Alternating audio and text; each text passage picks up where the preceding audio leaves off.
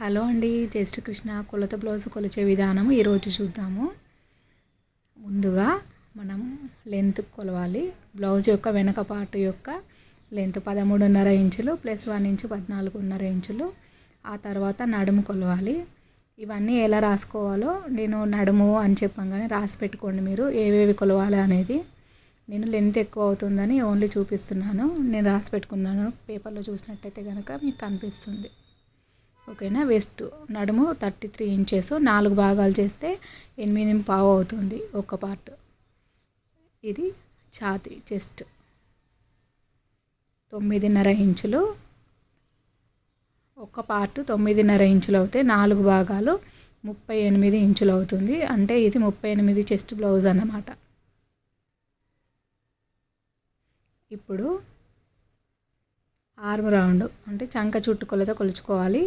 దీన్ని బట్టే మెయిన్గా మనకి చంకల్లో లూజు టైటు రాకుండా ఉంటుంది.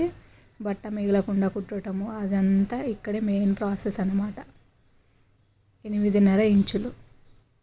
మీకు ఒక ఈజీ టెక్నిక్ కూడా చెప్తానండి. ఒక్కొక్కరిది చంక రౌండ్ ఎట్లా అనేది తెలుసుకోవాలి అంటే చెప్తాను చూడండి. ఇప్పుడు పొడవు, చేతి పొడవు 7 ఇంచులు, చేతి అడ్డము 6.5 ఇంచులు. 6.5కి ప్లస్ 2 ఇంచులు చేసుకుంటే 8.5 ఇంచులు అవుతుంది. అదే మన ఆర్మ్ రౌండ్ అన్నమాట. ఇలా కూడా చూడవచ్చు. ఇప్పుడు వెనక భాగము గల్లా ఉంటుంది, నెక్ ఉంటుంది కదా, దాని పొడవు 4 ఇంచులు. నేను కింది వైపు నుంచి చూసాను. మీకు కావాలంటే షోల్డర్ టు నెక్ కూడా చూసుకోవచ్చు. ఇంకా ఇది ముందు గల్ల చూడండి. ఇక్కడ భుజాలు జారకుండా ఉండడానికి కోసము నేను 1/2 ఇంచు కుట్టు పెట్టుకుంటాం కదా, ఒక 1/2 ఇంచు ఇటువైపు నుంచి ఎక్స్ట్రా పెట్టుకుంటే కనుక మనకు భుజాలు జారకుండా ఉంటాయి.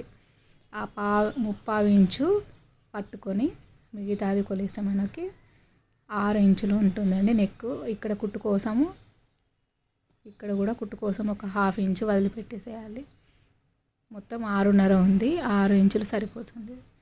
ఇప్పుడు చెస్ట్ పాయింట్ కోసము మనము దూరం చూసుకోవాలి. ఇటు హుక్ పట్టి వైపు నుంచి ఇటువైపు 3.5 ఇంచులు ఉంది. మనకి హుక్ పట్టి కాజు పట్టి కుట్టడానికి 1/2 ఇంచు పోతుంది కదా, 4 ఇంచెస్ అన్నమాట.